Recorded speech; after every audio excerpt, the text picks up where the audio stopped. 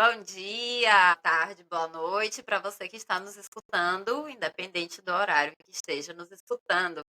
Esse é mais um episódio do Impactadas Pod. Estou aqui com minha amiga Isis Vidal, nosso convidado ilustre hoje, João Paulo Machado, que vai ajudar a gente a fazer uma conversa sobre conformações de família.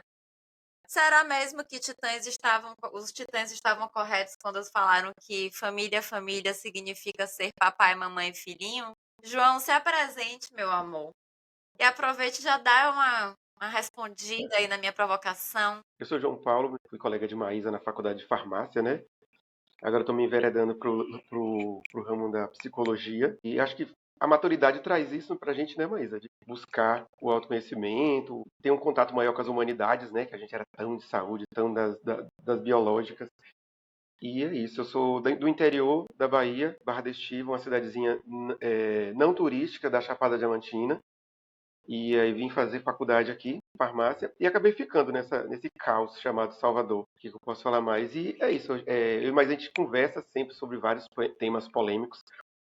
Barzinho com lambreta e cerveja já é motivo para 2 horas de intermináveis de discussões aleatoríssimas, né? A gente vai assim do 0 a 100. E uma coisa que eu gosto muito de Maísa, e acho que vai dar muito certo com a gente, é que a gente conversa, ninguém tá certo, e todo mundo contribui. E a gente tem certeza de que a gente não sabe tudo e que quer mais. Eu acho isso fantástico, porque é horrível conversar com gente que acha que sabe tudo ou contradiz tudo que você fala. Enfim, né? Estamos aqui. Izinha, dê seu bom dia. Vai falar, João? Não, é que você pediu para responder, eu esqueci, né? Sobre a música do Titãs. E eu não quero responder agora, não. Deixa virar a conversa, porque a conversa é longa, viu? Sobre a família, papai, mamãe, filhinho. Sem problemas. Então, Izinha, bom dia, meu amor. Você tá boa? Bom dia, maravilhosa. Eu tô bem, o calor aqui tá passando. Acabei de chegar de uma caminhada e na busca da saúde, que desde aquele episódio que a gente fez com Gustavo, minha vida se transformou e está se transformando positivamente com esse podcast. Estou pronta aqui para poder falar sobre família com vocês dois. Estou animada. E durante a caminhada, eu estava ouvindo Bell Hooks, que ela fala tudo sobre o amor e tem coisas a ver aqui com o que a gente vai tratar hoje. Eu estou me sentindo cada vez mais culta. Estou feliz com isso. Obrigada pela oportunidade e vamos nessa. Tá fechado o áudio. Então, eu adoro quando o João diz que o papo é muito grande, muito longo, né, amigo? Porque Sim. se a gente for, né, fazer aquele velho histórico antigo de como se deu essa questão do homem, da mulher, da questão dos filhos, os filhos como herdeiros, a gente já falou isso várias vezes aqui no podcast, dessa conotação histórica aí de que os homens tinham que ter a certeza de que os filhos eram herdeiros para poder repassar terras, repassar heranças e coisa e tal. E o basal era justamente, né, a mulher ter aquela conformação familiar, onde a mulher ela é a cuidadora da casa, dos filhos, a que vai engravidar, que vai cuidar, né, o tempo todo. E enquanto o cara entra sempre na vibe de ser o provedor da casa, né? Isso tem mudado muito, bastante. E essa lógica de que família só existe nessa conformação, ou a gente só pode dizer que a gente tem uma família se a gente tiver um casamento e filhos, acho que cada dia cai mais por terra, né? Porque hoje em dia a gente tem muitas mulheres que não têm interesse em ter filhos, já temos outras pessoas que não querem casar, preferem ter outros tipos de relacionamento. E relacionamento é outro negócio que daria mais outro podcast dos relacionamentos abertos, que a gente já até fez um pouco das facetas do amor. Mas, né, entre vários tipos de relacionamento que você pode ter, não precisa necessariamente ter um casamento. Então, não necessariamente tem que ser mamãe, papai e filhinho. É isso, João? Agora você vai ter que desenvolver. Justifique sua resposta. Agora foi. Tava sem a opção aqui de poder falar. Enquanto você falava, a gente funciona assim, né? Vai falando, vai vindo os insights, os balãozinhos.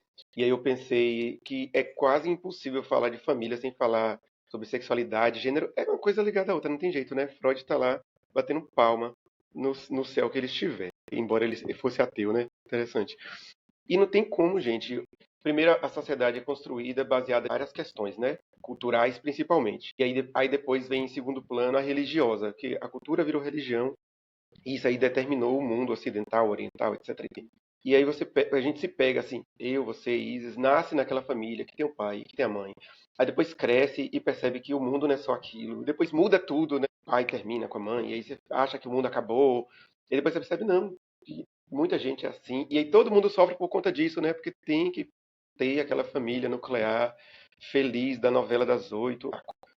Mas graças a Deus a gente cresceu, amadureceu, já entendeu que não funciona assim, né? A gente pode fazer as formatações de famílias de diversas formas, inclusive nem ter família se quiser, também é uma opção. O problema todo é se desprender dessas obrigações e exigências sociais, né? Que o sucesso, ele é unilateral, ele é para todo mundo é o mesmo. Você tem que crescer, estudar, se formar, ter um emprego de um determinado tipo, se casar, ter filhos, pronto. Você zerou a vida daquele jeito. Se você se desviar e quiser, sei lá, ser uma dona de bordel, não pode. A sociedade não deixa. Se você quiser ser uma mãe de pet, também não pode. É a cara da bruxaria isso aí. Ser mãe de planta, não pode. Então é saco, né? Mas aí a gente já entendeu que não precisa mais ser assim. A gente já entendeu que se você paga seus impostos, se você tem sua dignidade, tá vendo? Mãe de planta, linda. Sei que mais é mãe de gato. E é isso, eu acho que a gente tem que estar de bem com a gente mesmo. Mas até chegar nesse ponto, entender que você não precisa cumprir as regras que foi escritas por outras pessoas e que não é crime, é muito difícil. Assim, é fator de muito sofrimento e angústia. Muita gente não consegue suportar, muita gente tira a própria vida por causa dessas questões que a gente sabe que dá para elaborar. Eu acho que é bem por aí o nosso papo. O que vocês acham? Vou fazer um parêntese aqui, às vezes o som de João tá cortando só pra mim? Não, tá cortando pra mim. Amigo, você tá no Quando o Isis Wi-Fi? fala, eu não escuto. Não, mas é porque ela tá com o microfone fechado mesmo. Você tá no Wi-Fi, amigo? Não. Perguntei aqui no chat. Porque além da voz dele cortar, a imagem tá assim, ó. Como se estivesse falhando. O meu fica parecendo reconectando. Agora eu tô escutando vocês, É a mas internet. eu acho que estabilizou de novo.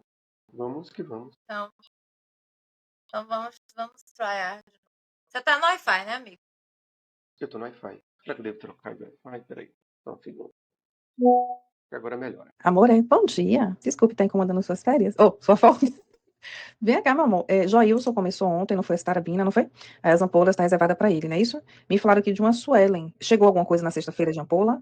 Eu subi para ver o estoque da Citarabina em 22 ampolas, dessa da concentração de 100 mg por ml, aqui vem 5 ml.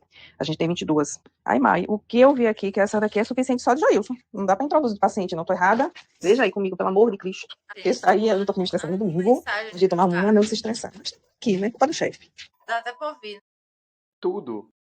Separa a separabina. Eu nem quero contar isso pra ela não ficar triste. Sim. Voltemos. Sim, amigo, você deu uma deixa se a gente concorda com alguma coisa, mas E eu tava falando sobre essa. Que tá muito ligado à questão da formatação familiar com a questão da sexualidade e gênero, né?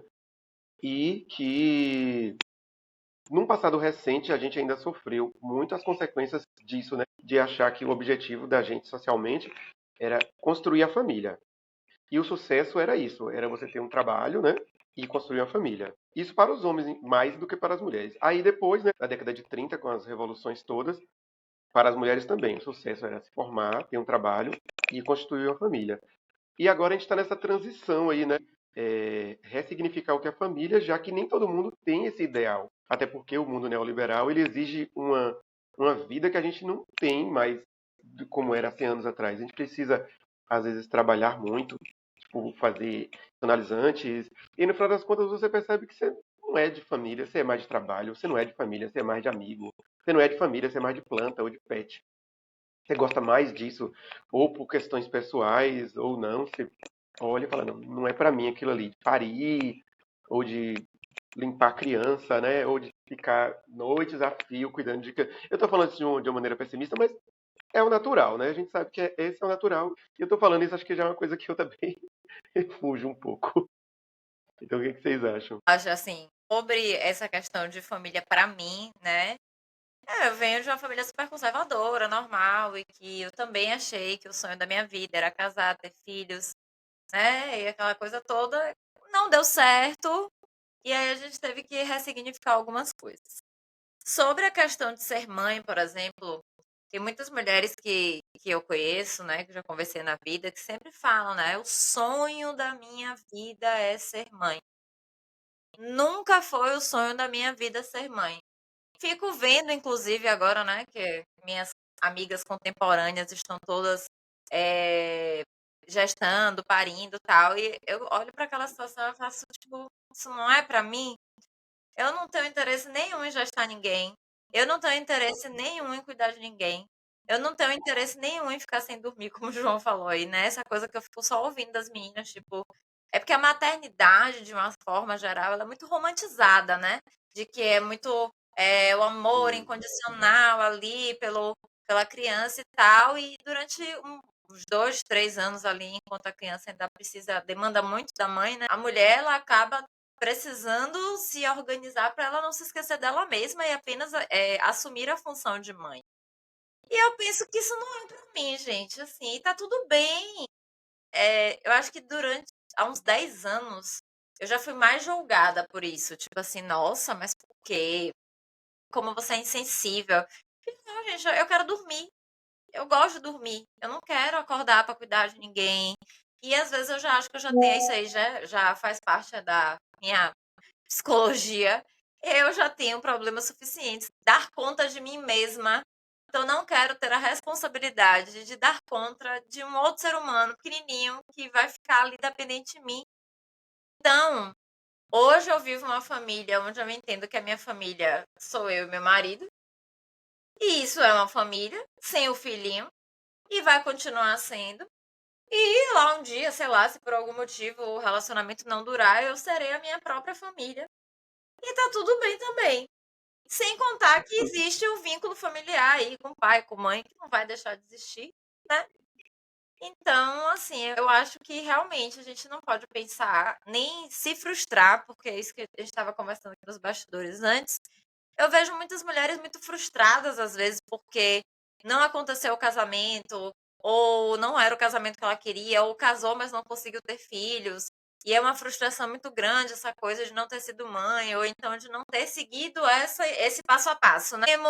Crescemos, nos formamos, casamos, tivemos filhos e vamos morrer esperando que os filhos cuidem da gente. E tem muita mulher muito frustrada com isso, assim, que se sentem mal e acham que elas falharam na vida inteira porque elas não foram interessantes o suficiente para cumprir esse rito, que é um rito meramente social.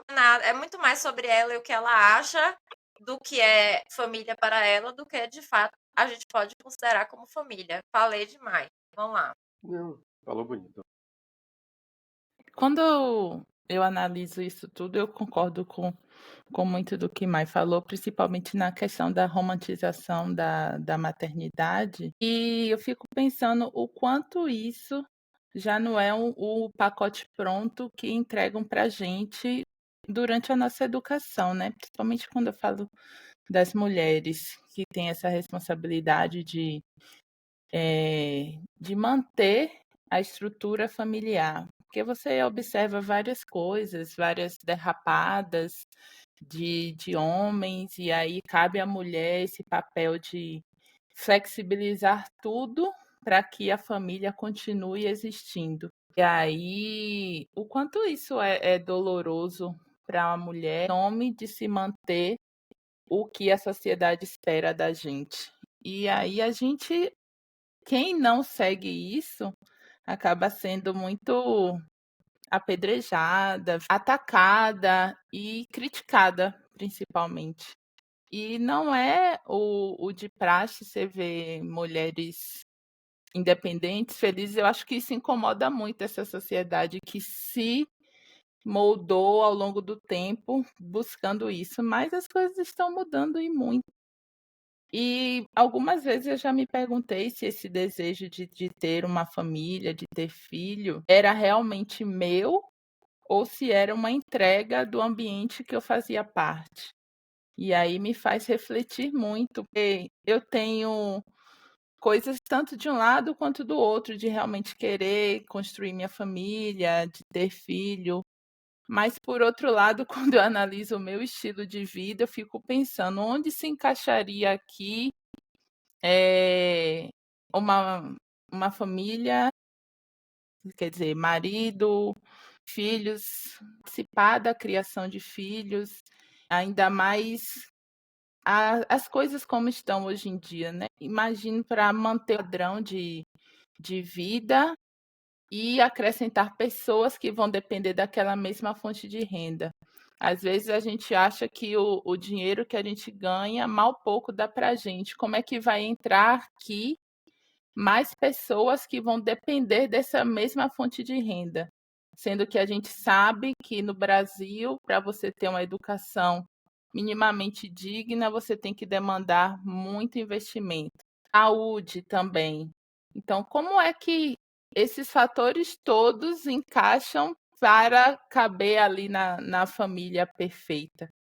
Então, são fatores que me questionam e até que ponto eu abriria a mão de, por exemplo, dormir até meio-dia, dia de domingo, para cuidar de outra pessoa. Até que ponto eu abriria a mão de fazer viagens grandes uma vez por ano, porque eu preciso dedicar o dinheiro para pagar a escola do filho. Então, são muitos questionamentos que vêm, porque a vida é isso, né? Para ter alguma coisa, você vai ter que abrir mão de outras, mas até que ponto estou disponível, estou disposta para abrir mão dessa situação atual para ter o que é a pergunta? É um desejo meu ou é um desejo imposto? Muito bom. Quando você fala isso do seu desejo e do desejo dos outros, é aí que entra a fala que eu tinha dito, né? Sobre a gente suprir uma expectativa que está aí, ó, imposta pela sociedade. A família tem que ser construída como sucesso. E tudo por causa do sexo que ficou privado, né? O sexo é privado. E a reprodução está dentro do sexo. Aí misturou tudo. A formação da sociedade, que foi essa família nuclear, e aí impossibilitou as pessoas de se reproduzirem livremente, já que não se dá de cuidar dos indivíduos sozinhos, né? Hoje as mulheres estão vendo aí como é difícil de cuidar dos filhos sozinhas, porque os maridos são ótimos reprodutores, péssimos cuidadores, né? E companheiros, seguindo uma lógica assim muito biológica da coisa, né? Porque fala que o homem é um ser biopsicossocial, né? Mas às vezes é muito mais bio, às vezes muito mais psico e às vezes muito mais social. Mas depende do que. Para as questões lógicas de sociedade, eles são mais bio mesmo. Eu vou lá, reproduzo. Conquisto, reproduzo, caio fora. E aí as mulheres ficam lá só nos cuidados. Hein? Sabe que não é realidade para todos, mas é uma realidade geral, assim, para a grande maioria. Mesmo que a família fique lá, feita, não quer dizer que está sendo uma novela, né? Uma novela bonita em que está todo mundo feliz, em que a mãe está super satisfeita, né? Todo mundo um pouquinho quebrado assim, vivendo a expectativa social. O comercial de margarina, né, que não existe, que é só o ilusório. E dentro dessas conformações familiares, para além dessa coisa das relações heterossexuais e de que não necessariamente temos que ter filhinhos e que podemos ter uma família só, a gente com a gente mesmo e compete com a planta, por aí vai. Eu queria que você desse uma contribuição, João, sobre essa conformação familiar quando ela é homoafetiva. Hum, Eu acho que tem melhorado um pouco, bem pouco, né? é. Essa questão de. Hoje eu acho que é um pouco mais. Antigamente era uma coisa mais gritante, ninguém considerava, mas hoje alguns direitos, inclusive, foram conquistados, né? Existe a questão da união estável, existe a questão da possibilidade de você, por exemplo, ter um plano de saúde e de você ser reconhecido socialmente como um casal normal, sem esquizofrenias, bullying caóticos e de seitas e de religiões e de coisas afins, que na verdade as pessoas só querem na verdade serem reconhecidos como também a família, como qualquer outra, não é isso? Eu acho que a discussão da relação homoafetiva, ainda mais como família, é uma coisa muito recente mesmo. Porque antes não se aceitava nem a existência. Eu falo aceitava porque a gente está falando da sociedade brasileira, né? Mas se for pensar na sociedade muçulmana, por exemplo, não se aceita. A Rússia também, naquela região, não sei se tem um nome específico para aqueles os Balcãs, né? Os Balcãs, eles também não aceitam. Então, assim, é crime. Agora, imagina ser crime você gostar de alguém. Eu não vou falar do mesmo sexo, porque, assim, eu estou sendo muito específico. Mas imagina ser crime você gostar de alguém. Né? Como já foi crime branco casar com preto, né? E ainda é crime pessoas do mesmo sexo. Então, enfim, né? Quando você entende que o homem é capaz de fazer esse tipo de formatação, ele é capaz de tudo. E essa nova realidade da possibilidade da família homoafetiva, né? Que são 2 homens e 2 mulheres, inclusive adotarem crianças ou terem seus próprios filhos dentro da família, porque também é possível. Eu tenho amigos gays que são pais. Eu acho muito interessante, né? Independente de como viabilizou, eu acho muito interessante. São bons pais, inclusive, porque a consciência é muito maior, que eu acho que está muito na posição, assim, do oprimido, né? As mulheres, os gays. Então a gente tem isso em comum, de ser oprimido. E aí a gente cria, assim, uma consciência social muito grande e é muito incrível. E quanto mais fatores oprimidos você junta, mais consciente você fica, né? Se você for gay, preto, de classe humilde, que estudou, você vai aumentando a sua consciência. Porque geralmente, se você tem pessoal que é abastado de dinheiro, aí eles vão perdendo isso, porque eles não precisam muito, né? E tá sendo uma realidade. Um dia desses eu vi uma foto de um amigo meu com o marido dele, com um filho e uma filha. Eu só sabia que ele tinha um filho até então. Ou seja, ele já tá com a família maior. Ele experimentou, deu certo. E assim, começou como todo relacionamento gay meio conflituoso, mas aí entendeu algumas coisas ali de funcionamento mesmo, né? Que eu acho que é normal para todos os relacionamentos, independente do gênero. E eu achei muito bacana e eu fico assim, muito feliz. Tenho amigas gays também que têm os próprios filhos e vivem o relacionamento homossexual. Eu acho muito bacana. E eu acho que aos pouquinhos a gente não vai assim atingir um platô, mas vai conseguir cada vez mais normalizar, ainda mais com esse Gen Z vindo por aí, as novas gerações que vão vir, eles vão ser normalizados. Enquanto os pais ficam tentando reprimir o que eles estão vendo, o que eles devem saber ou não, eles estão sendo influenciados pelas redes sociais, bem ou mal. E nesse sentido aí, eu acho que eles mesmos estão normalizando, eles não ligam muito. Acho que isso vai ser benéfico daqui uns 20, 40 anos. Ainda bem que o meu áudio estava fechado, porque a campanha fez bem, chegando ao meu ouvido.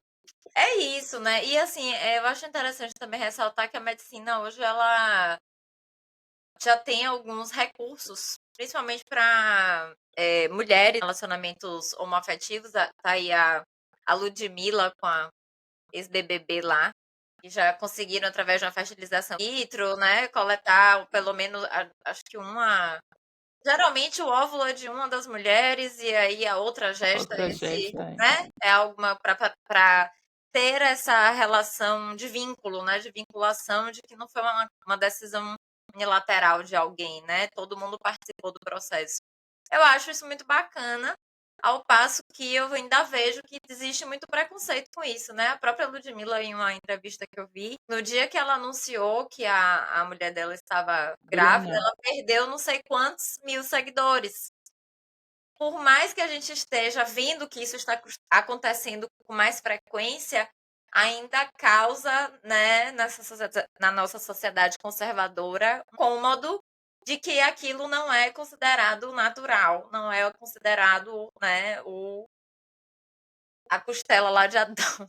Eu vi uma coisa interessante na faculdade e me fez assim refletir muito sobre isso, que é sobre os processos de maturação dos indivíduos, né? Tem uma disciplina que eu acho fantástica. Essa disciplina deve ser dada na escola. O povo sair da escola, do ensino médio, já tendo essa noção. Fala de desenvolvimento humano, e aí divide em fases. A primeira, segunda, terceira infância, aí vem a adolescência, depois vem a vida, início da vida adulta, adulta média, que é que eu estou agora, Maísa está chegando, não sei como é que anda, e tem aí a terceira idade, né? E nesse processo de maturação até a adolescência, você vai construindo na sua cabeça várias coisas sociais, morais, biológicas. Você constrói sua personalidade, seu caráter. E quando chega na adolescência, tem uma coisa interessante que, inclusive, o autor do livro coloca até uma ironia, assim. Ele fala assim que muita gente moralmente não consegue evoluir, porque ele fica só no sim e não. Ele não consegue raciocinar se aquele sim e não pode virar um depende. E aí você tem as extremas. E aí ele coloca assim, infelizmente a maioria. Eu falei, olha que sarcástico. Porque é justamente isso, você vê as pessoas, elas não conseguem pensar que às vezes não se trata de bem e mal, certo e errado, às vezes se trata de com circunstâncias, nem sempre a gente vai estar certo, nem sempre a gente vai estar errado, né? Mas as pessoas têm uma dificuldade muito grande disso, elas precisam de uma idealização para viver. Então, você nasceu em recorte sócio-histórico, geográfico, temporal, e aí você precisa viver daquele molde. Se alguma coisa chegar e tentar atrapalhar o que você vislumbra, nossa, você ficou, né? O hétero que não imaginou que teriam seres que transariam com o mesmo sexo. Então, assim, aquilo é uma frustração na vida dele. E aí ele sofre mesmo. Sofre porque o mundinho dele está sendo destruído por pessoas de fora. Né? E a gente precisa entender que nós somos 8 bilhões de mundinhos. Não dá para destruir o mundinho do outro, gente. Tem que viver com o mundinho do outro. Enquanto não for crime e, né, não tiver lá, isso é crime, deixa viver. Vamos para a circunstância, vamos para o depende. Você, Izinha, quer contribuir com mais alguma opinião? Nos bastidores aqui, a gente falou um pouco da questão da igreja, né? E isso daí é muito polêmico. Polêmico demais. E relacionando esse tema até com a homossexualidade, eu acredito que o tema de religião, ela poda muito as possibilidades, a genuinidade, não sei nem se essa palavra existe, da pessoa, a verdade da pessoa. Porque, assim, eu conheço pessoas que cresceram em um ambiente evangélico, mas que se identificam e que são homossexuais, e eu consigo ver que devido a esse ambiente que a pessoa cresceu, ela só conseguiu viver a verdade dela quando ela saiu desse ambiente, viajou, foi morar em outro estado, e aí está se conseguindo agora se desvincular desse padrão que nasceu e que se ambientou para poder viver a sua verdade e construir a sua família. Hoje está com a parceira e não se expõe tanto em redes sociais. Tem essa questão de onde, eu imagino, né, que tem essa questão de onde veio, para não incomodar pai, mãe, que é de uma igreja, que estão à frente de uma igreja. Mas e como fica a vida da pessoa mesmo, né? A sua própria felicidade vai viver se podando o tempo todo, em nome de quem? Em nome do conforto das outras pessoas? E aí ela está criando e mantendo a família dela do jeito que ela entende como bom para ela. Mas aí é preciso todo esse deslocamento, esse afastamento para poder viver isso. É um pouco cruel, né, da gente ver situações como essa acontecendo. Mas, por outro lado, eu vejo também que é uma possibilidade e que é melhor do que, como a gente também comentou antes, que existem pessoas que não aguentam, não têm essa coragem de lidar com isso e acabam ceifando a própria vida para poder não enfrentar esses embates. Então, eu queria trazer esse tema, João, para a gente falar aqui sobre a família, a homossexualidade, igreja, religião. Nossa, você falou e agora veio uma pancada de coisa aqui na minha cabeça. Uma das coisas que eu lembrei foi de alguma coisa, não sei se foi na TV ou se foi na internet, que às vezes eu me confundo. Assim que boa parte dos homossexuais de cidades do interior, e eu não tô falando isso da geração nova não, porque não é meu local de fala, vamos pôr assim, porque muita coisa mudou nos interiores, foi muito legal. Mas a gente tinha que sair das cidades. Não tem a história que os gays são inteligentes? Então, por que a gente é inteligente? Primeiro é que a gente sobrevive. Quem sobrevive tem que ser inteligente. E para sobreviver, você tem que fazer os movimentos. Às vezes tem que fazer movimentos dolorosos, né? Sair da casa dos pais, ou ir embora da cidade. Ou fazer até outras coisas mais, como fingir não ser gay e viver uma vida eterna de hétero, que aquela vida não é sua. Muita gente é assim. Então, assim, eu vim do interior porque eu sei o bullying que eu sofri lá. Assim, minha família nunca me rechaçou, porque eu sempre tentei disfarçar. Não vou falar disfarcei, porque eu acho que não colou muito. Mas eu tentei, né? pregar ali uma heterossexualidade, tive namorada e tudo, mas aí quando eu tive a oportunidade de sair para estudar, eu saí. Primeiro que já não é uma coisa de lá de casa, né? Que estudo era uma coisa que todos deveriam procurar, então acho que eu comprei essa ideia e associei com a oportunidade de sair de lá para não precisar ficar vivendo essa coisa do sofrimento de se esconder. Foi muito positivo. E falando sobre a religião, a maioria dos meus ex, ou das pessoas que eu me relacionei, eram ex-evangélicos. E com esse negócio do contato com a psicologia, eu consigo entender as dores e os traumas que eles trazem para a vida deles hoje por causa disso. O mais drástico foi um ex meu que cometeu suicídio de família evangélica. Ele conseguiu tudo que nós três queríamos. Sucesso, assim, na profissão, dinheiro, foi morar no Canadá, sabe? Conseguiu tudo. Tudo que ele planejou, ele fez. Ele falava assim, vou passar ano que vem a virada em Nova York. Ia lá na planilha dele, ó, organizava tudo, passava a virada em Nova York. Então, assim, eu acompanhei a vida dele, muito bonita, para quem tá vendo de fora. Mas eu lembro dos áudios chorando, dizendo que a mãe falou isso, que o pai falou aquilo. Eles não... De falar assim, ó, eu fico muito triste, meu filho, de saber que você não vai pro céu comigo. Uma frase, assim, bem soberba, né? Que ela tá salva, porque ela é de Deus, e ele automaticamente não. Fatalmente, Deus, que sabe de tudo, sabia que ele era gay e deixou ele ser gay. Então, assim, eu não gosto muito de discutir religião, que é muito delicado, é muito controverso, mexe com as feridas de muita gente, e a fé, às vezes, é uma extensão da vida de muita gente. Deixo isso aí para quem tem coragem. Eu não tenho coragem de mexer com essa grande questão, não. Mas a religião cristã, ela tá, assim, muito dona da constituição da família e da verdade, e ela impede muitas pessoas de serem quem deveriam ser, né? Os seus potenciais. As pessoas poderiam ser muito mais se a igreja não dissesse, não, por aí não. Aí você vai pro inferno. E aí é isso. Eu achei muito bom você ter trazido essa temática. Até para sair da igreja pensando como fé, mas trazendo a igreja como instituição política. Por exemplo, existe o que a gente chama, né, de bancada evangélica, bancada cristã, bancada, sei lá, de Câmara dos Deputados, que, feliz ou infelizmente, junto com o antigo governo Bolsonaro, pregava muito essa coisa, né, de fé, família, como se fossem coisas interligadas e que não indissociáveis, né, até. Politicamente, se você é contra a fé, você é contra a família.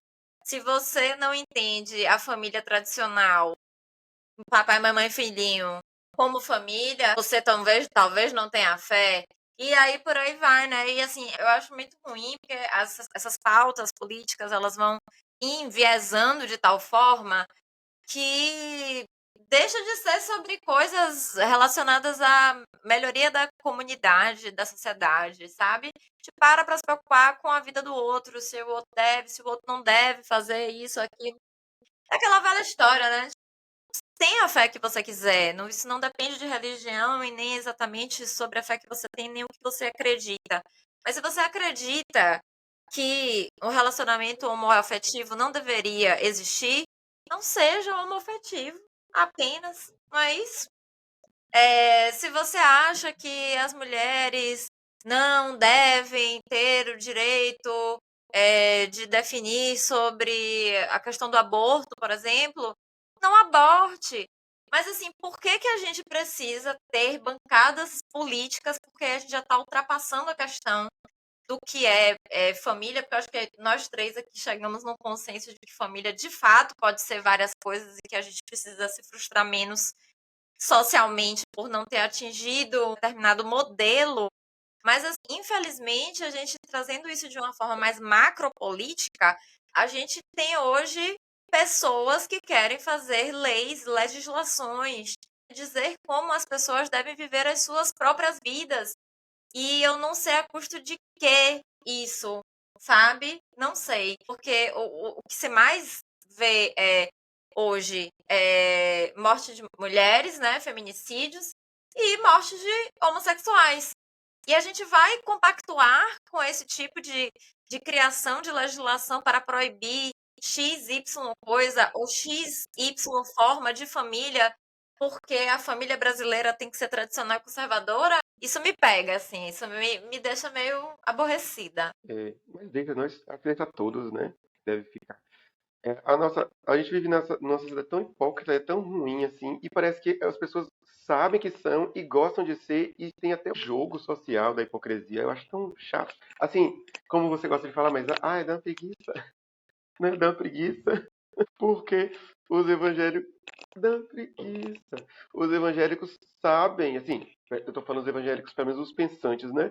Eles sabem até onde a religião pode e não pode, então eles usam a religião como poder para conseguir coisas, sabe? E eles mesmos fazendo um monte de coisa horrenda. Não tô nem dizendo assim de besteirinha, de hipocrisia pequena, não, de coisa feia mesmo, assim, de corrupção, de assassinato, de estupro, sabe? Lavagem de dinheiro, crime pesado. Não tô falando sei lá, não consigo nem pensar em coisas pequenas vindo deles, mas é terrível. Eu sei que para evangélico eu resumo assim, um cala-boca bem pequeno. Eu falo assim, ó, primeiro, ame o próximo. Segundo, a salvação individual. Fim de conversa. Porque aí eles param. É isso. Mas a gente precisa começar. É dar preguiça mesmo. Me dá muita preguiça ficar ouvindo pessoas fazerem julgamentos da vida dos outros. Isso me dá uma preguiça Mas quer ver muito grande. Vou fazer aqui uma provocação. Provoque. Assim, uma coisa que eu aprendi depois de velho foi que eu já era uma minoria, pelo menos na minha cidade, porque eu era da roça. E o povo no interior, eles fazem escalonamento, né? Quem tá abaixo é o pobre da roça e o preto, né? E quem tá acima é o povo da cidade grande. Então, assim, à medida que você vai subindo nas cidades, você é chamado ou de interior, e no interior você é chamado da roça. Então eu era já minoria porque eu era da roça, pobre da roça. E eu só percebi isso agora. E aí, a provocação é a seguinte: a gente chega aqui nessa reunião, nesse bate-papo, para falar coisas que a gente tornou conscientes porque a gente foi desafiado socialmente. Em algum momento, hoje falando de família, mas a gente poderia estar falando de qualquer outro assunto polêmico aqui que a gente sabe que tem a opressão, né? E por que os opressores oprimem? Porque eles nasceram em condições ideais, ou eles lutam para estar nas condições ideais. Por exemplo, vamos colocar numa situação assim: se Isis fosse uma mulher branca com muito dinheiro, numa família aí importante, talvez ela não estivesse aqui discutindo com a gente, porque ela tinha nascido nas condições ideais. Então, assim, não era uma preocupação dela. Claro que a Prioli da vida, né? Ela teve que tropeçar algumas pessoas para se conscientizar, provavelmente. Mas, Gabriela Prioli. Mas assim, a gente sabe que a gente só chega nesses momentos aqui, porque assim, que eu fui da roça, pobre, viado. Mas é porque também veio de uma questão de humildade e mulher, né? E procurou. E também teve essa questão do peso, da aparência. E por ser mulher negra. Então, assim, a gente tem isso. Em algum momento a gente leva soco e olha para o lado e vê que tem pessoas que estão na mesma condição sua com questões diferentes. Aí você se conscientiza. As pessoas que não sentem o soco, que não levam o soco, elas vão se conscientizar. Ou que elas ignoram o soco, a gente que leva soco ignora ainda. Fala assim, ai, não era pra mim. Pois é, o famoso mimimi, né? De quem não sente a dor e querer criticar a reação do outro. É bem sobre isso também, eu acho. Eu acho que a gente só consegue fazer essas críticas, às vezes, porque a gente já passou por alguma coisa que fez com que a gente despertasse para a necessidade de não só se compreender e se empoderar sobre determinados assuntos, mas tentar fazer isso sair, discutir isso. A gente teve uma convidada aqui na semana passada que ela estava falando uma coisa muito legal, tipo assim, às vezes as mulheres sentam numa mesa de um restaurante, de um bar, e para falar de relacionamento, comprar na Shopee, sei lá, coisas relativamente fúteis. Mas vamos falar sobre dinheiro, vamos falar sobre crescimento, vamos falar sobre coisas que realmente importam para lhe empoderar como mulher. Quantas vezes a gente sai com nossas amigas de fato para poder fazer isso, né? Fica parecendo que a gente está querendo ser coach, que a gente está fazendo uma palestrinha, né? E aí a gente começa a ser chato, que sempre tem, né? Ambiente de trabalho isso acontece muito, assim, né? De vez em quando um começa a dar uma opinião, X, Y, Z, somos muito diversos, todo mundo tem muitas opiniões diferentes. E ainda bem que, pelo menos, assim, a gente sabe a hora de parar, porque a gente vai ver, tipo assim, eu não vou convencer João disso, Isis não vai me convencer daquilo, todo mundo se respeita e todo mundo vive. Esse é o mundo ideal, né? Esse é o que a gente gostaria de ver e de acontecer, e que não acontece porque a gente chega em determinados ambientes ainda para ver vários homens reunidos para criticar e falar sobre, de uma forma bem homofóbica, sobre os homens gays, né? Eu não sei que menino fica. A gente vai ter que ter um outro dia, um outro momento, quando estiver lá mais perto, né, do dia da LGBTQI, mais. É muito, muito, muito muita sigla. Desculpa. É H menos e H menos, tudo menos hétero. Pronto, excelente, amei. H menos me Gostei! ajudou demais. Me ajudou demais, H menos. Eu acho que a gente vai ter que discutir isso de uma forma mais profunda, mas assim, eu queria entender qual é o problema dos homens héteros com os homens gays. Porque, assim, não estão fazendo nada, não estão falando sobre nada. Estão tomando fé, mas tem que falar do outro de uma forma depreciativa. Aliás, né, se tratando uns com os outros de uma forma depreciativa para ver quem é o mais gay do grupo dos héteros. Porque ser gay nesta pauta de reunião de um grupo de hétero top abestalhado é que chamar o coleguinha de viado. Engaja. Nossa, Só do eu que queria. isso. Tipo, é a forma que você tem de fazer a crítica ao coleguinha, de você depreciar ele, de você colocar ele numa situação como se ser viado fosse uma coisa absurda, horrível, horrorosa, né? É quase um defeito. Mas, Deixa eu só queria, desculpa, João, antes de você falar, porque eu presenciei uma cena dessa no ambiente de trabalho. E assim, eu não consegui ficar calada diante disso. Estava dois caras na copa tomando um café e o bonitão foi falar com o outro. E, tipo, o intuito era ofender mesmo. Eu não sei o que, viado. Eu falei, olha lá como você fala com o outro. Estamos num ambiente diverso e que defende isso. Aí fica meio sem graça, querendo se justificar, mas não tem justificativa. Para quê? Por que usar esse termo dessa forma pejorativa, pesada? Isso te qualifica melhor do que o outro? Em nada. nada. Aceita. João já falou que nós somos 8 bilhões de pessoas nessa face da Terra. Você acha que todo mundo tem que ser igual? E aí eu vou trazer já, João, emendando aí com o que Maísa falou, uma pimenta americana. Esse retrocesso que não vou nem citar o nome do homem lá, do presidente eleito, de dizer que só existe homem e mulher agora. Eu queria, assim, é difícil, mas mensurar o impacto que isso vai trazer para as pessoas que lá estão.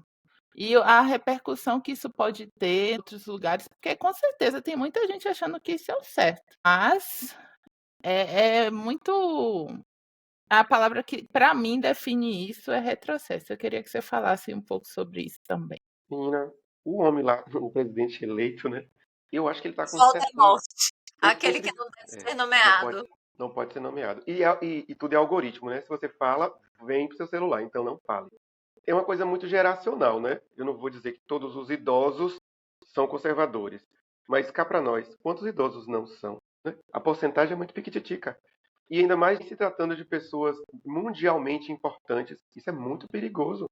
Muito perigoso, porque eu não vou dizer que influencia, mas faz o quê? Valida. Porque assim, vocês já têm sua cabeça, a Maísa tem a dela, eu tenho a minha. Não vai influenciar na gente. Mas ele valida quem já pensa. Aconteceu aqui no Brasil, a gente sentiu. Com certeza, valida quem quer fazer as coisas. E vocês perguntarem por que os homens fazem isso.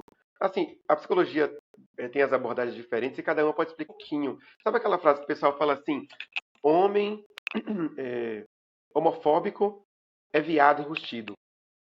Vocês acreditam nessa afirmativa? Falei, rapidinho. Eu só acho que ele é um grande idiota mesmo. Não Isso. acredito que uma coisa implique na outra, não. É porque parece afirmativa de vestibular, né? Tudo, sempre, nenhum. É isso aí, entendeu? Então não é tudo, nenhum, sempre, não. Então assim, você vai ter sim o que odeia no outro, o que odeia em si, que é a projeção. Então ele não quer ser daquele jeito. O que é que eu faço? Eu destruo no outro. A destrutividade, né? Que Melanie Klein, Freud e Winnicott falou muito nas teorias dele. E vem o comportamental, né? Que aí agora é Skinner, americano, que tudo é aprendido. Eu acho que tudo é um meio termo, nem tudo é aprendido e algumas coisas, né, são da pessoa mesmo. Então, assim, você aprende para poder ser validado. Por que, que a gente muda a aparência? Por que, que a gente troca de roupa? Por que a gente muda o cabelo? Por que a gente faz certas viagens? Por que a gente vai em certas festas? Validação, nós somos. Aí vem o biopsicossocial, né? Somos sociáveis. A gente quer ser parte de alguma coisa, quer, sei lá, um joinha, né? Por alguma coisa. E aí, quando você tá lá no meio dos caras, e aí os caras vão falar da mulher que passou, do viado que passou, do que passou. E então eles vão falar, e eles falam aquilo para ser validados, às vezes nem é o que eles acham de verdade. Mas tem que fazer. Porque se não fizer, ele já vai ser um pouquinho ali, ó, posto para fora. Então tem um pouquinho de tudo. Difícil às vezes é saber quem é quem. Aí só com o dia a dia. Às vezes a pessoa é horrorosa nos grupos. Você vai conversar com a pessoa sozinha, nossa, a pessoa é ótima, né? Tem uma coisa assim. E você fala, pedi nada por causa disso. Ela tem funcionamentos diferentes. Eu acho, e isso responde um pouco da por que, que os caras são babacas. Mas tá pior, viu? Tá piorando. Sei lá. Às vezes achar uma pessoa legal pra você até conversar, amigo, amizade. É difícil, viu? E assim, Jean, eu acho que só pra. Acho que talvez matar essa questão, matar a lei. Resolver, resumir, matar. Tempos de homofobia e feminicídio não é uma boa palavra. Mas só pra gente finalizar esse tema relacionado a outros tipos de família envolvendo questões que. Não sei, é porque assim, eu tenho dificuldade de falar sobre isso, porque obviamente não faz parte do meu universo. Mas, por exemplo, eu vou trazer uma referência, como sempre, das minhas séries maravilhosas que eu adoro assistir. Teve agora a segunda temporada do Ilhados com a Sogra, aonde tinha um casal onde, na verdade, o cara era homem trans. E no caso, ele era o genro, né? Da situação, porque ele namorava a filha da vixe, meu Deus, sogra. Não é isso? Namorava não, ele era casado com a filha da sogra. E era um homem trans, né? E fica no imaginário das pessoas como será se relacionar com uma pessoa trans? Porque fica sempre aquela loucura, né? Tipo assim, fisicamente é um homem normal, ele se entende dessa forma, todo mundo já entendeu isso, mas parece que as pessoas só querem saber como é o sexo da galera, querem saber como é o dia a dia, querem saber como é mostrar o corpo. E, tipo assim, isso também são coisas que ninguém tem que ficar pensando, né? Porque não é um problema seu também. Mas é uma outra conformidade de família que ainda está existindo cada vez mais, né? A gente tem muitas mulheres trans, muitos homens trans, que estão em casamentos há anos e que não é sobre essa questão de ter ou não ter determinado órgão genitor, né? Isis? Não, eu concordo com o Mai com isso e essa questão da transexualidade, ela está cada vez mais assim disponível para a gente ter acesso a essas histórias e sem a questão tão forte da punição. E aí, apesar do Brasil ainda ser o país que mais mata trans, é trans ou travestis que o Brasil mata mais? São Travestis. travestis, mulheres, homossexuais. Em primeiro lugar. E É. isso, infelizmente. Então, eu acho que até levar o casal, né, ele e a sogra, já é um romper grande de barreiras para um drama que é bem visto, né? Tanto que quando teve o lançamento do programa, Fernanda Souza, ela ficou muito feliz devido à expansão que o programa teve, né? E aí, num programa desse que vai para vários países, que não fica restrito apenas ao Brasil, o Ilhados com a Sogra, de a gente ter essa representatividade para poder mostrar para a sociedade que existem famílias dessa conformação. E aí eu vejo isso com bons olhos para poder exibir para as pessoas, ó, o seu mundo que você vive não é o único, não é a única possibilidade. Existem outras coisas, outras formas de amar. Então, para mim, dentre as problemáticas, eu acredito que a possibilidade de expor isso como possibilidade de amor é bastante relevante. Nossa, eu conheço um homem trans e uma mulher trans, assim, que são amigos mesmo, não vem outras pessoas aqui na minha cabeça. E tem um amigo hétero, homem cis, que faz sessão de psicologia com um homem trans. Então, só de saber que tem essa formatação é bem bacana, né? Eu também falei assim, que massa, porque, né? Você abrir a possibilidade de ter profissionais que trabalhem, que curem, não tem os nichos. Tá tendo até uma polêmica aí com Maria Rita Kel com isso, né? Das pessoas procurarem os nichos cada vez mais fechadinho dentro da psicologia, mas isso é outra pauta. E aí, o meu amigo e a minha amiga tiveram processos diferentes. Me parece, eu não tenho nenhum dado, vozes da minha cabeça, que o processo de transição para ser homem trans parece que socialmente é mais aceito, né? Parece que os homens trans eles têm um resultado final aí com a sociedade melhor, parece que o pessoal aceita mais. É o tema, eu trago o tema, o nome é a passabilidade, né? Passabilidade. Você, como homem trans, você passa mais como um homem do que uma mulher trans. A questão dos pelos, a questão daqui da garganta, ainda remete mais a traços masculinos e diminui a sua passabilidade diante da sociedade. E você está falando de estética, eu estou falando, para além da estética, né, tem aceitação. Tem uns videozinhos de quando o dia que o homem trans consegue fazer a cirurgia de mama e tira a mama, né? E aí ele é recebido, já vi alguns vídeos assim, recebido pelos homens da família sem camisa, e aí pede para ele tirar a camisa e é uma festa, né? É muito bacana mesmo. Mas eu nunca vi um vídeo assim ao contrário. Que a mulher trans coloca o peito, chega em casa e é recebida bem pelos pais. Não É, tem, não tem. E aí o meu amigo trans foi legal porque assim ele trabalhava comigo lá no Teresa de Lisieux. E todo mundo já gostava muito dela quando era ela, né? Então, assim, a transição foi muito massa para ele, porque quando ele se tornou Mariano, as pessoas tiveram um pouquinho de dificuldade por causa do nome, mas, assim, foi detalhe, ele não se incomodava com isso. E o mais importante é que todo mundo gostava, foi no chá de casa nova dele, as mulheres, nossa, as mulheres são sensacionais, gente. Tem que abrir esse parênteses aqui para vocês. E elas acolheram ele, assim, fantasticamente. E juntamente com nós, o grupo de bioquímicos, né, que também somos mais, assim, um pouquinho mais informados, tínhamos um carinho muito grande por ela e aí depois por ele, então ficou tudo igual. Esse processo para a pessoa é muito importante, né? Você tem uma decisão muito grande na sua vida e aí você vê que sua vida vai mudar por um lado, mas pelo lado mais importante, que é de sociabilizar, não muda. É muito importante. Melhora, talvez. Já da minha amiga, que virou mulher trans, era farmacêutica da Drogazil. E, nossa, eu fiquei muito triste, porque assim, quando ele decidiu transitar, a gente saiu para ele conversar, né? E eu falei, primeiro de tudo, vai para o psicólogo, vai para terapia. Porque você precisa ter certeza. Porque por mais que é o que você quer, você tem que saber o que você vai passar depois. Porque não é fácil. E aí vem a questão da estética, realmente. Não fica no padrão desejo masculino. Que aí ainda tem isso, né? Mulher trans, mas hétero. E quer se relacionar com homens.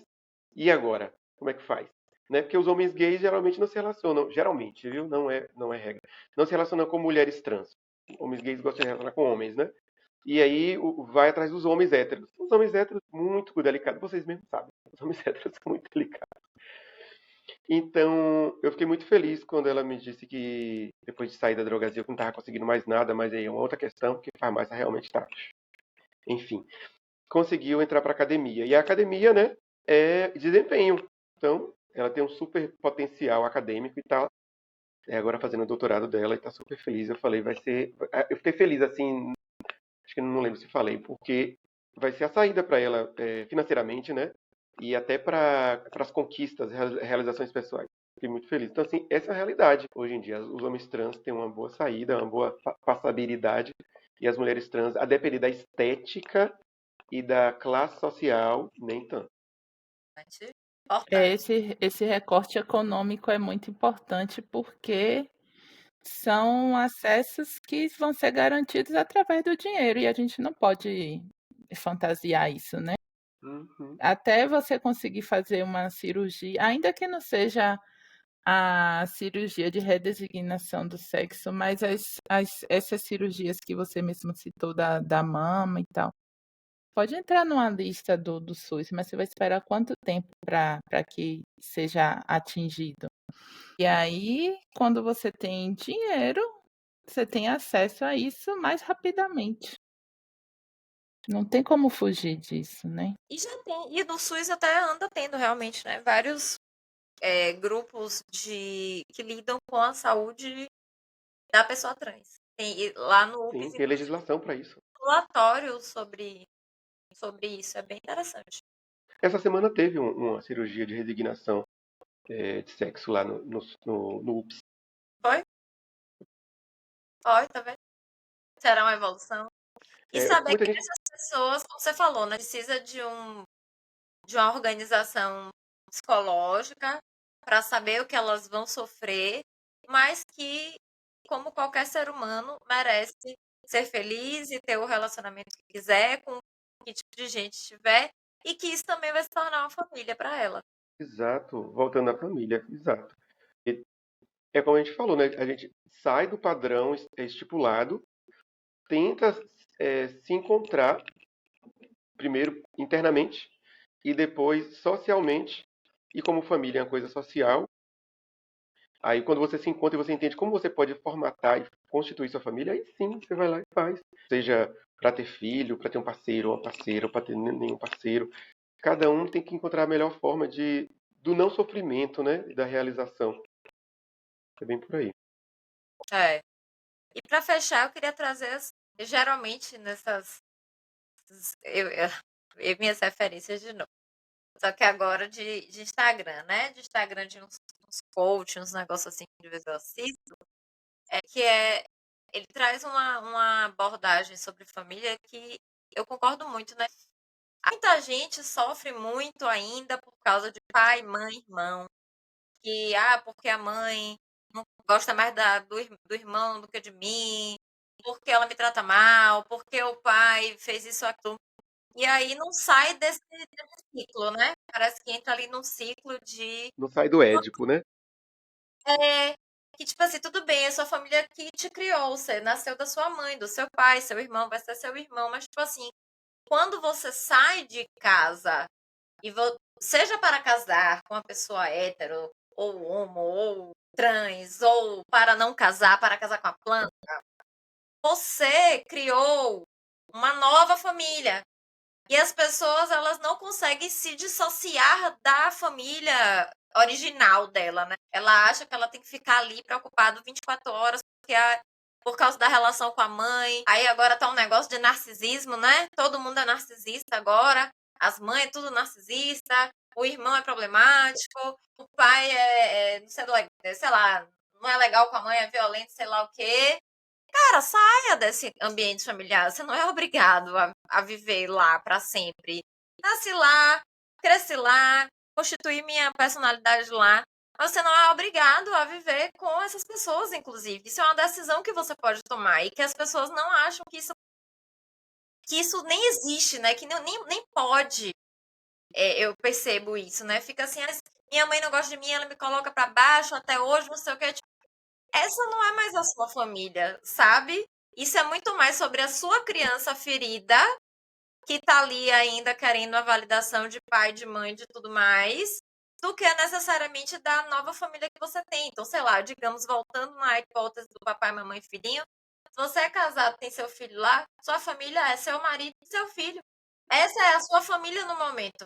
É essa família que você precisa trabalhar por, amar mais, criar condições para, sem ficar eternamente pensando na mãe, no pai, no irmão, na relação com a tia, do narcisismo de não sei quem, porque é uma possibilidade, é uma opção da gente. Não queremos mais fazer parte desse tipo de relacionamento, ou você pode criar limites claros para relacionamentos com a sua família de origem. E eu vejo muito ele falar sobre isso e às vezes eu penso, poxa, realmente faz sentido, né? Às vezes a gente tem a nossa criancinha lá e a gente quer ser o tempo todo abraçadinha por pai, mãe, irmão, tal, no comercial de margarina, até pra gente poder reproduzir esse comercial mais tarde, né? Mas você saiu de casa e você criou a sua família com outra pessoa, ou sozinha com a planta com o pet, essa é a sua família, cuide dessa família. Porque essa família, no momento, é a que você precisa cuidar mais. E aí, a sua criança interior, de repente, você pode trabalhar em terapia. Falei alguma besteira, João? Não, você falou, é que você abriu aí um leque para 1000 podcasts. Sim. Porque aí quando você fala assim, aí você cresceu na sua casa, na sua família, pronto. Aí você está falando de formação de personalidade, perfil de personalidade. E cada perfil de personalidade vai trazer assim um universo. E quando a gente está na nossa casa lá, aprendendo por observação, né? E por recebimento ou não de condições, de carinho, de afeto, você está se constituindo como ser no mundo. Você vai buscar este mundo para você. Se a sua casa te fez ter medo, você vai ter medo. Se a sua casa te fez ser resiliente, você vai ser resiliente. Entendeu? Aí você pode pegar todos os substantivos e adjetivos que quiser e vai ser mais ou menos por aí. Aí quando você chega no mundo, você tenta reproduzir a família no sentido macro. Aí você leva para o trabalho, você leva para os relacionamentos, você leva para as amizades, você leva para a faculdade. E vai ser daquele jeito. E aí que vem a parte dos 8 bilhões de novo. Isso aí eu não entendo porque que o outro não é igual lá em casa. Por que não me abraça? Por que não me. Entendeu? Não funciona assim. Porque eu não posso bater nele e ele fica quieto, não. Se eu bato ele, ele revida, não pode ser assim. Você esquece que não é igual a sua casa. E você vai tentar reproduzir sua casa e seu relacionamento é de piano, mal estabelecido, mundo afora com todo mundo. E quando você entende isso, você começa, né? Você resolve não. Você começa a entender como é que você funciona e talvez até como é que os outros funcionam, que vai ser diferente de você, você não precisa entender muito. E você já coloca os limites. Ele sabe o limite do outro, sabe o seu limite, você consegue dividir. Esse aqui sou eu. Essa aqui é Maísa. Eu sei que isso aqui é dela. Isso aqui é meu. Muita gente não gosta disso não, viu? Tem muita gente que gosta de embolar tudo e aí eu pego o meu e falo, isso aqui é seu, ó, minha querida. Eu sou alecrim dourado. Ai, gente, a gente sempre. A gente já tá aqui em diversos episódios, mas a gente sempre passa e esbarra na questão do desafio do autoconhecimento, né? Porque nem todo mundo está disposto para quebrar essa caixinha e se descobrir como pontinho no universo. Porque a Poeira partir do cósmica. momento. Hein? Poeira cósmica. Nós somos poeira cósmica. Isso é. Porque a gente, quando a gente está fechado no nosso mundo, a gente se acha tão o centro de tudo, né? Mas quando você dá um passinho para o lado e vê que não é isso tudo, nossa, é transformador. E é impossível não melhorar a sua visão de mundo sem fazer essas análises, essas reflexões, essa questão do autoconhecimento.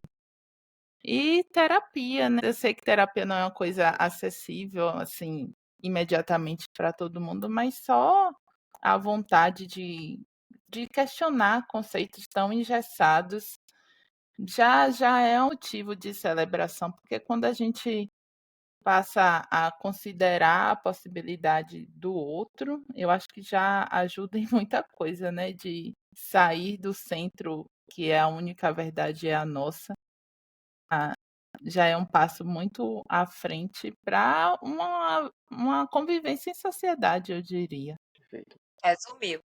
João, você quer fazer alguma consideração final, amigo? Acho que eu só vou fechar dizendo isso mesmo, que família, a gente quem faz, desapega da família que foi colocada na novela das 8 pelo professor de Margarina, desapega real, busca aí, não sei se por terapia, se budismo, se viagem no Capão, mas busca isso. Busca a sua essência, descobre quem você é, percebe o que é seu e o que é do outro. A expectativa do outro não precisa ser a sua expectativa não precisa ser a do outro. Separando essas coisinhas aí, esse joio do trigo, você já vai conseguir assim, ir à frente alguns passinhos, viu? E aí a família é uma delas. Quer ter família, se não quer ter família, se quer formar antes de fazer família, se quer fazer família antes de formar. Entendeu? Não vá. Faça um meio termo. Nem tanto, nem tão pouco, né? Porque às vezes a gente quer tanto e não consegue, às vezes quer tão pouco e deixa os outros tomar conta. faz um meio termo aí. Às vezes dá certo assim. É isso, despedir amada. Sim, eu queria só reforçar aqui que, mais uma vez, uma conversa de muitas provocações e abertura de mente para vários temas, né? E a gente falou de família, falou principalmente de tratamento entre pessoas, né? Que independente da conformação, a gente está falando de pessoas que somos seres sociais, independente de gostar ou não disso, se a gente ficar sozinho, a gente não vai levar muito à frente as coisas. Então é preciso se relacionar e a partir do momento que a gente está bem com a gente se conhece os nossos limites e conhece o limite dos outros, acho que fica mais fácil as relações, família ou não. E se entender uma pessoa sozinha, que é uma constituição familiar também, Isso, é muito importante. isso. Que isso não é levado em consideração, né? Se Exato. você é uma pessoa sozinha, parece que você é uma pessoa sozinha no mundo. O povo fica até com pena de você. Você acha no direito de ter pena de você, porque você não cumpriu o roteiro, né? Eu falo sempre isso com minha terapeuta. Que ela faz isso, faz parte do seu roteiro, faz. Né? Porque no meu roteiro eu tinha que ter feito isso, e dar check, check, check. Aí isso aqui não deu check. Então aí eu não me sinto feliz, porque parece que eu não consegui entregar o que estava na minha lista. Ela fala, você sabe que sua lista é imaginária, né? Todo mundo tem uma. É triste, Tem uma. é ruim porque, assim, você também escolhe quem você vai continuar tendo contato ou não. Sim. Tem uma pessoa, a mãe de um ex meu, toda vez que fala comigo, pergunta se eu já casei. Ai, gente, que coisa chata. Aí a Indelicado. gente vai cortando vínculos, porque não dá para isso, Ways. não dá para manter uma conversa saudável sempre que todo início de conversa gira em torno disso. Vai mudar o quê na Sabe o que vida dela? essa vai mudando a vida dela só pra dizer assim, você não casou com meu filho, por isso que você está aí solteira até agora. Eu quebro essa maldição agora. Tá repreendido. Tá repreendida. Gente, obrigada Que é isso. pelo papo. Acho que esse foi um podcast pra gente realmente depois desenvolver 5. Outros. Mas foi um início, né, de um debate que eu acho que precisava a gente começar a ser feito. Obrigada, John. Eu sei que você Imagina. gosta dessas conversas, como você falou, né? Nossas conversas são sempre assim, viu, gente? A gente senta pra comer uma lambreta e a gente de repente tá falando de, sei lá, o que, umas coisas muito loucas, assim, da nossa psicologia, da nossa personalidade e tal. Enfim, acho que eu só tenho a agradecer mesmo, não só pela participação no podcast, porque João acompanhou um momento bem confuso na minha vida e foi uma das pessoas que menos julgou e mais ajudou. Assim, mas a gente vai aprendendo, né? Quando a gente tá junto, a gente conversa, a gente com certeza deve falar muita coisa abobrinha, assim, muita coisa errada. A gente ganha consciência, volta. Eu lembro que quando a gente conversou no início, eu também estava no início da minha caminhada pela psicologia, a gente levantou umas hipóteses assim, aí depois cada um foi lá, né? Eu estudei um pouco mais, você foi lá, não vou aceitar. E foi muito bom, porque criou algo maior. Não é ótimo? Porque imagina se você tivesse comido o meu reggae e eu tivesse ficado naquela. Então, Eu estamos seria eu, preciso ser convencida sempre. Exato. Me mostre quais são os dados. E foi muito bom. E tá assim, eu espero também participar de outros, porque a gente tem muita coisa para conversar ainda. Temos. A gente pode falar sobre psicoterapia também um dia. Importante. Transforma a vida de várias pessoas. É porque muita gente tem preconceito, né? Acha que é só pra gente que tem Alô. problema mental. Mas é isso. Eu também queria agradecer, viu, pelo convite, pela confiança. E eu queria que fosse assim leve como foi mesmo. Só faltou a lambreta e a cerveja, mas teve o mesmo impacto. E acho que foi impactado também aqui. Que ótimo, que bom ouvir isso. Teremos outros episódios. Teremos sim. E é sempre assim mesmo, é esse bate-papo que a gente quer levar de uma forma bem tranquila para que as pessoas possam ouvir e só, de repente, a gente se estiver plantando alguma sementinha, né, Izinha? Porque a gente plantou tanta semente nas nossas próprias cabeças que agora a gente está com uma bocado de samambaia. Aí já tá com a cabeça pesada, assim, né? Tipo, e é muito legal, porque isso faz com que a gente cresça. É assim que tem que ser. Conversando. Então, pessoal, Obrigada, pessoal. Até a próxima. Valeu, é a menina. Beijão, bom domingo aí pra vocês. pra Mas, você. João, não saia. Não É, saia, João. esqueci de A gente avisar. precisa carregar